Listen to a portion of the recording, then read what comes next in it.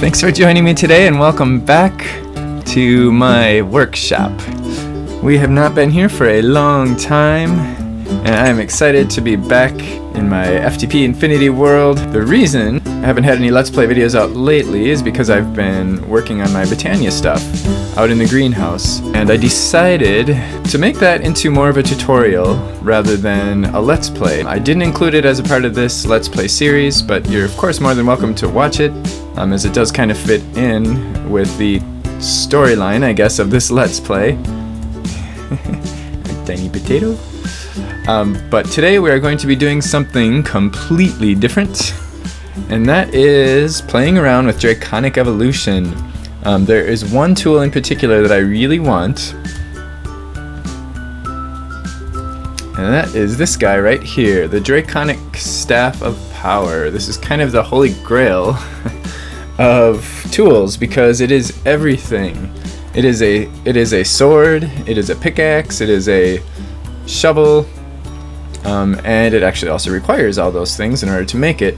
So, and not only is this thing extremely powerful, I've got this Draconic sword, which you saw Slender TT and I make in a previous episode, and this thing has 40 attack damage and 20% mob health, and I can pretty much one-hit almost anything with this sword. And what's really cool is it not only kills the mob you're hitting, but it kills all the mobs around it.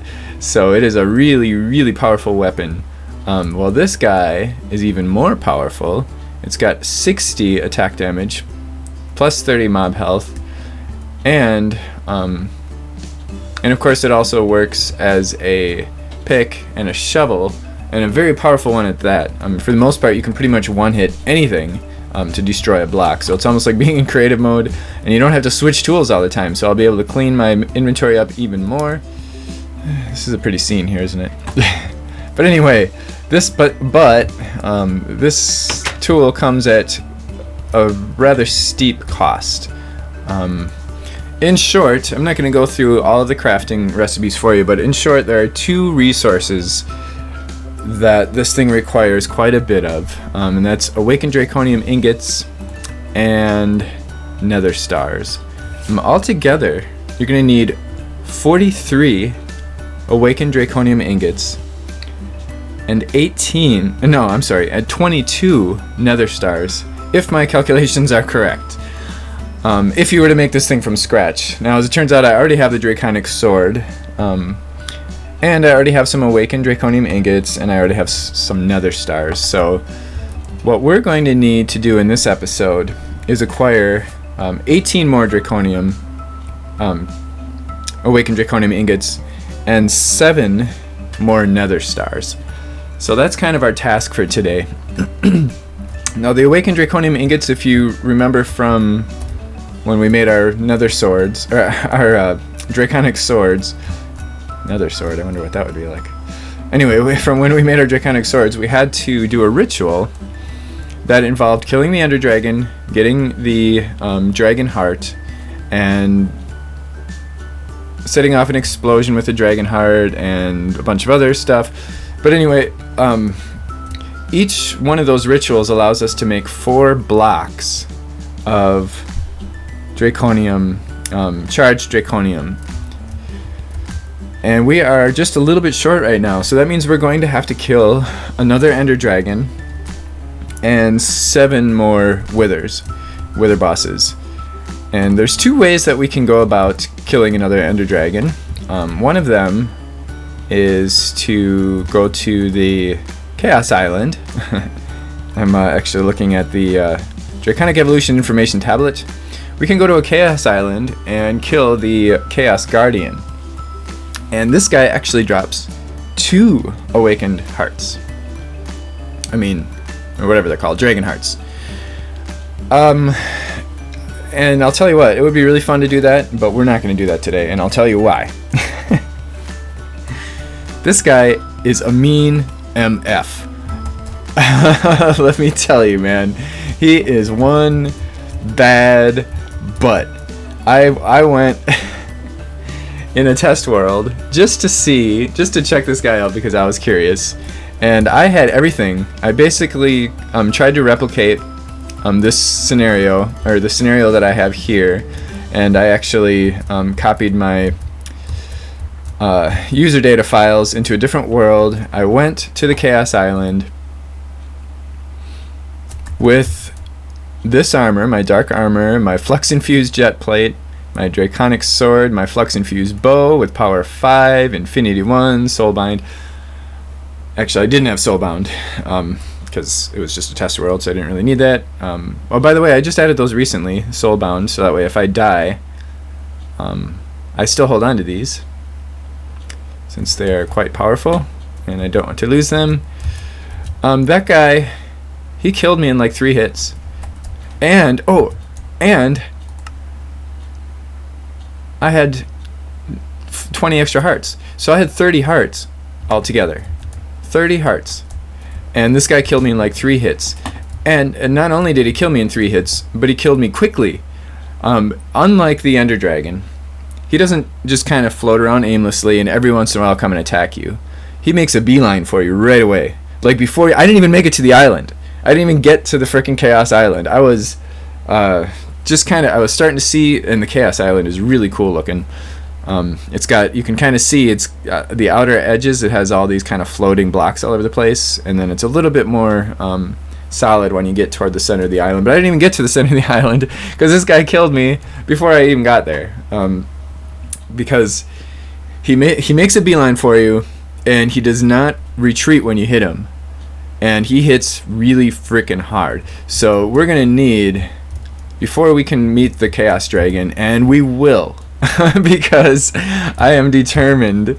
It's a new challenge for me. I was actually a little excited about this because this is a mob like no other that I've seen in Minecraft. I mean, this guy is pretty powerful. So that'll definitely be a challenge to take this guy down. And I'm going to do a little bit of playing around in a test world just to kind of see what it would take to kill this guy, because I'm not going to be able to do it with what I've got. I'm going to need definitely better armor, and I don't really know what would be better. If the draconic armor would give us better protection against that guy or what, but and of course there's going to be strategy involved too, as far as, you know, getting as many hits in as possible before he hits you and all that fun stuff. So yeah, that'll be a fun challenge for another day. But what we're going to do today instead is we are going to do the ritual, the resurrection ritual. There's a scroll bar here, man. This is ridiculous. Okay, ritual of Draconic Resurrection.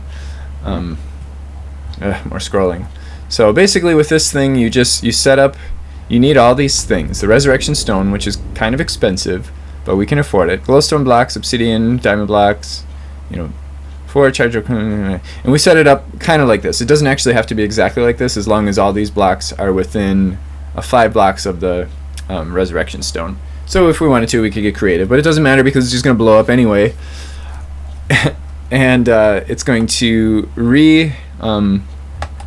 re-enable all of the, or recreate all of the crystals and spawn a new Ender Dragon, which is going to be stronger than the original. Hopefully it isn't going to be nearly as strong as the Chaos Guardian. I'm pretty sure it's not. I'm pretty sure it's just a little bit stronger than the regular one, and every time you do it, it makes him a little bit stronger.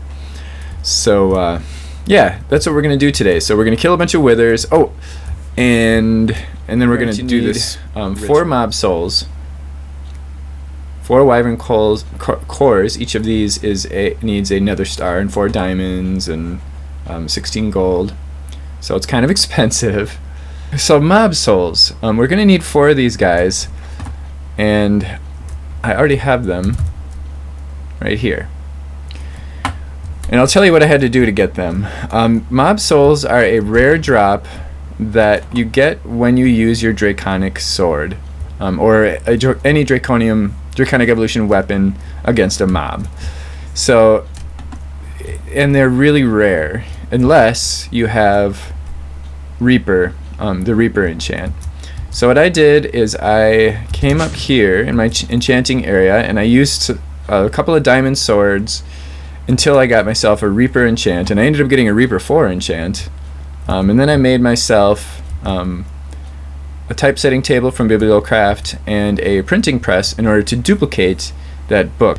And then I was able to get Reaper 5 by combining them in an anvil.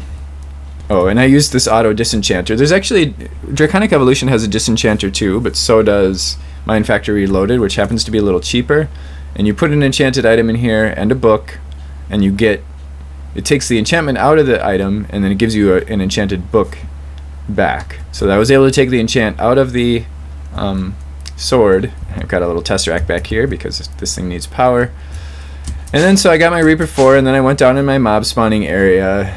I turned on, I had it spawn some of my mobs, and I turned off the grinder. This is the grinder switch.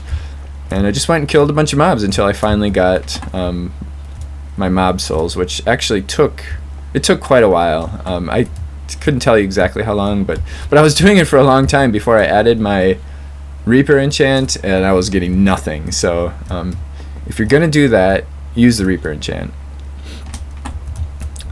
So anyway, so we've got our mob souls, so now we can now make this resurrection resurrection stone. Boom! Yay! That was easy. And then 4 charged draconium blocks. A charged draconium block is basically just a draconium block that's been charged with 100 million RF? We're charging our draconium blocks. I've got one here in the capacitor bank and one in the energy infuser, which is basically the same thing. I'm curious to see which one happens faster. Oh, it's actually faster in the capacitor bank. So I didn't really need to make this energy infuser. Okay, so we've got everything we need to resurrect the Ender Dragon. But before we do that, there's one more thing I want to show you. So what I made here is a mob grinder from Draconic Evolution. Another Draconic Evolution item. This guy's pretty expensive, but it will kill anything. It will kill anything pretty much instantaneously. So if we look,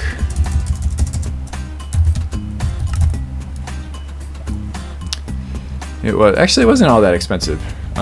We just needed one of these guys, so just a diamond and 4 draconium ingots, a couple diamond swords. So actually, it's actually not that expensive. And what I'm doing here, I've got obsidian all over the place to resist the blast, and as it turns out, this direction is south, and that's the wither spawn, or the wither boss always faces south when he spawns. And that's where most of his blast ends up going. So if we spawn him right here, and what the heck, let's do 2. It doesn't cause any damage to anything in this room. And this guy is also blast resistant. Eventually I want to automate this so that they spawn automatically by the press of a button. In fact, what I'd really like to do, what would be really cool, is to like set it up for auto crafting. Like, auto craft another star. You click, you tell Emmy that you want another star, and boom, it spawns a wither, kills the wither, and that's it. It's done. Sucks up the items. You get the XP that this mob grinder basically acts like a user, or like a player. So it leaves the XP and all the items. So you pick up the items.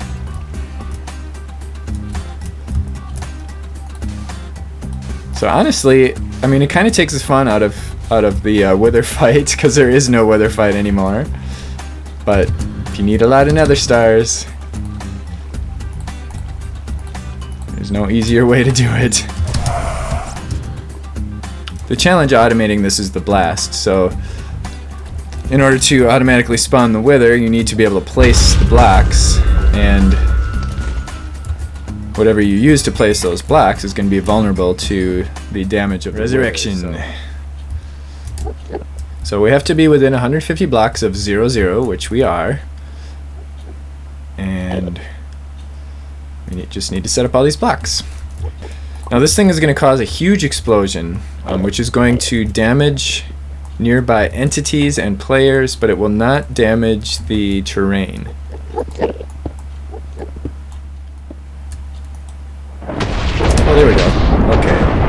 Yay! So it actually does have to be exactly like it says. Or like it shows.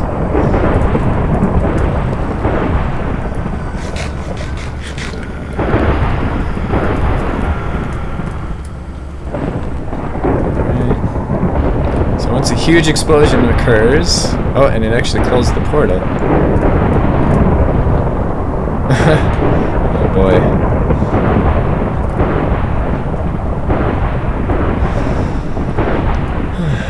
This is quite dramatic. So it looks like all the ender crystals are back. Maybe I can start shooting them. Or will it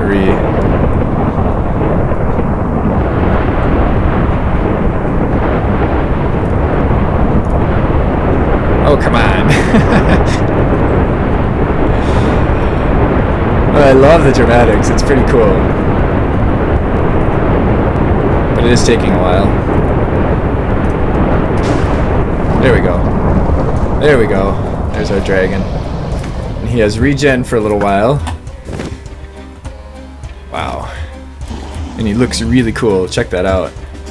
So I could have been destroying crystals, apparently, so he is not recoiling when I hit him. That is a little frightening.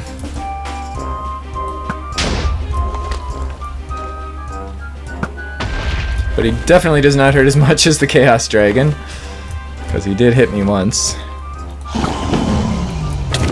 Get away! Yeah, he doesn't recoil. Oh man, that's scary.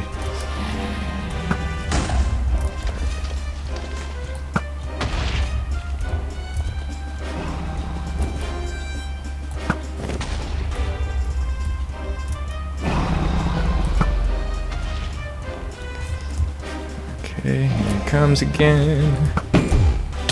Yeah, he doesn't care. He's like, whatever, dude. You don't hurt.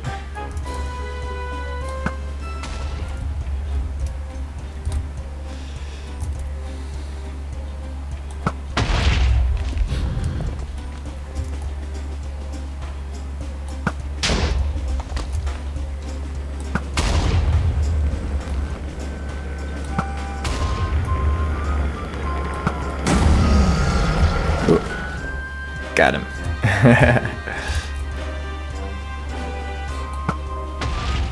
Alright. Did we get them all? Time to keep an eye on this guy, see if he regens anywhere. He actually starts out with regen for a certain amount of time. I don't remember how long. Man, that is really cool looking. Check that out, man. That is a mob to be respected right there.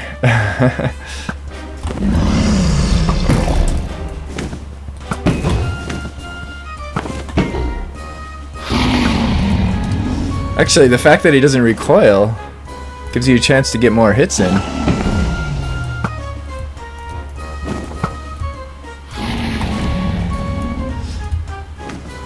But he's definitely not taking as much damage per hit, because this bow is crazy powerful. And with the other dragon, every hit took a pretty decent amount of damage. Look at that. He looks so mean. Not as mean as the Chaos Dragon, though. That guy just looks like... he looks just fierce.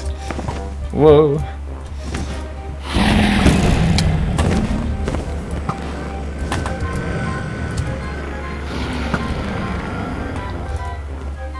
Come on. Come on. One more hit. One more hit. Yay! Oh, look at that.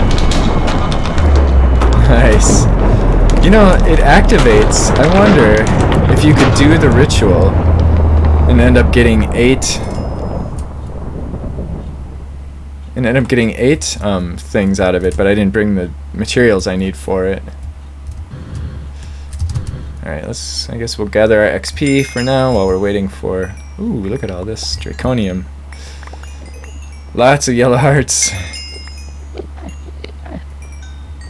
Oh, that was fun. That was, yeah, that was cool. It was a little different than the regular dragon. It looked cool. Yeah, I bet we could, because it's technically activated right now. I'll have to remember that next time. Here we are. Yay, our dragon heart. So, you know, the hardest part of this whole thing was actually getting the mob souls. That was the most time consuming. I'm just going to leave those there. In fact, maybe we'll even leave them there for the next time. In order to make that resurrection stone, we needed the 4 mob souls. And then, of course, we also needed the 4 nether stars, but that's pretty easy these days. But I could get some more mob souls here just by killing a bunch of these guys. But I think I'm going to try to automate that with an autonomous activator. So we got 58 draconium dust, 5 miniature yellow hearts, nice, a dragon heart, of course. 5 hearts, man, 5 miniature yellow hearts. We don't really need miniature yellow hearts anymore because we're all maxed out, but I wonder if you can do anything else with those. I know you can turn them into red hearts. I just figured that out recently, which kind of sucks because I went through great pains to get more red hearts. It's actually easier to get the yellow hearts because every time you kill a boss you get a yellow heart, where the red hearts are rare and random from regular mobs. So now we're going to do another ritual. We need our charged draconium blocks, our draconic core, and we need our dragon heart, and then we need some source of explosion. Make sure our draconic cores are ready and these guys are ready. And we drop our draconic heart.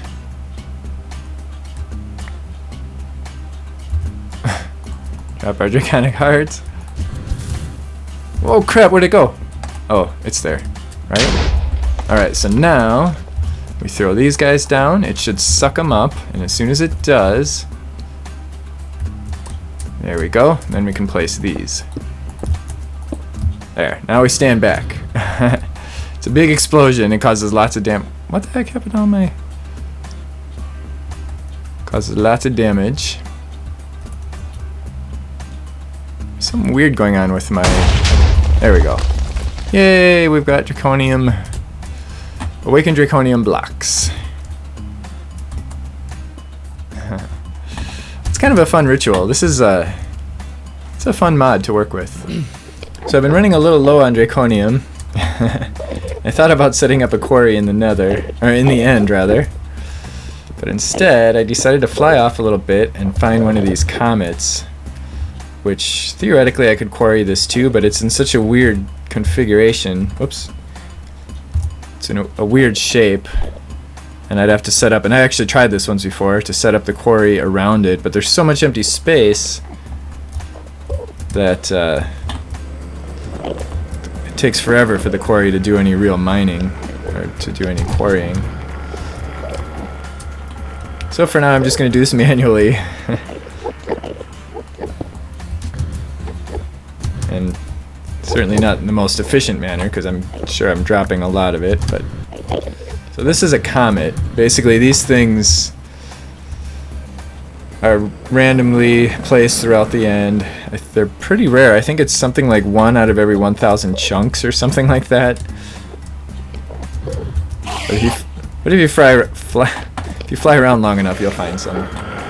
Check this out. With all these Endermen in one place, this is a good watch. Look at that. It just kills everything. Just a single swing. A little overpowered maybe, I suppose, but... Oh, that was a special Enderman. I dropped a treasure. Almost ready to make my tool, my Draconic Staff of Power. I'm in the Auto Disenchanter right now. This is a Mine Factory Reloaded Auto Disenchanter. You can see it took one of my enchants out. It takes out one at a time. I can put the sword back out here. It puts it in a book, so now I can use this on my other tool that I'm creating right now, on the Draconic Staff of Power. So I have 2 more enchants on here, Looting 3 and Reaper 5, which I do not want to lose, so I'm going to pull that all out. And I've got everything else. I've got the shovel, I've got the Awakened Core, one of several that I made.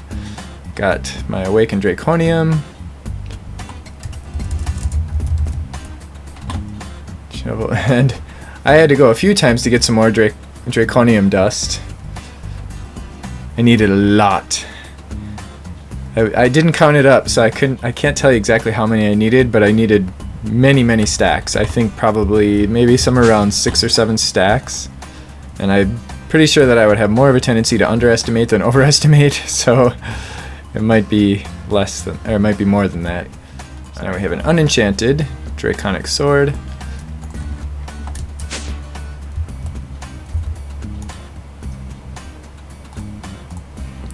And I'm going to sacrifice it for the Draconic Staff of Power. Boom! Yay!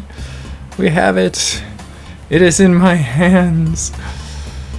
And it's charging. And it has no enchants. But let's play around with this thing a little bit without any enchants. So this is just out of the box. Let's see how this guy works. Oh my god! I really love the fact that I will not have to switch tools. Look at that. Look at that. It's like better than creative mode. Crazy. And it does everything. Oh, it works just as well with wood. Alright. Of course the lumber axe is better because it... Look and then I have the Ring of Far Reach too from Botania. The Ring of Far Reach. So now so I'm also reaching further than you normally would. I think I have an 8-block reach instead of the normal 5-block. So with our weapon in hand, we hit the minus key, and we get a little interface. Then we can click on it, change our dig speed multiplier. So if it's too fast, we can slow it down. That's nice. Here's our attack AoE. This is where area of E. I don't know what E means, but that's the area that it attacks. We can change the dig depth.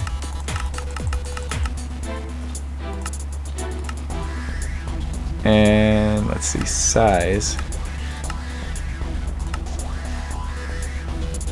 AoE safe mode. Okay, so that's so that we don't destroy our whole base. Yeah, it's 5x5. Wow. 25 by 25 radius is what I have it set to right now. One more thing about this Draconic Staff of Power, a really cool feature that I had forgotten about, and I was trying to figure out why the heck I couldn't add any enchants to it. I was able to add the Soulbound enchant, but I couldn't add the Reaper, I couldn't add Looting. Well, check this out. Hit minus, click on it, inventory. Boom. You can add and remove enchants at will. That is really nice. And we also have this junk filter. So we could tell it that cobble is junk. And then in our settings, we can say void junk true. And let's just do like a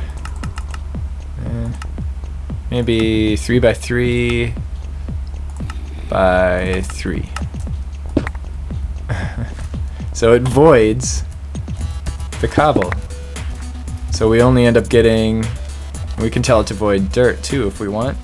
So I just changed the dig depth too, so that now one click gets a 9x9 area. Just for fun. Let's see how many Endermen we can get over here.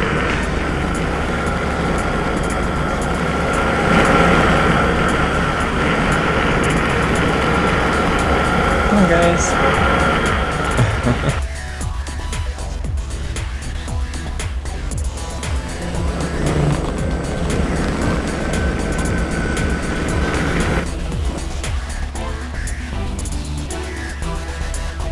So this thing is basically like a...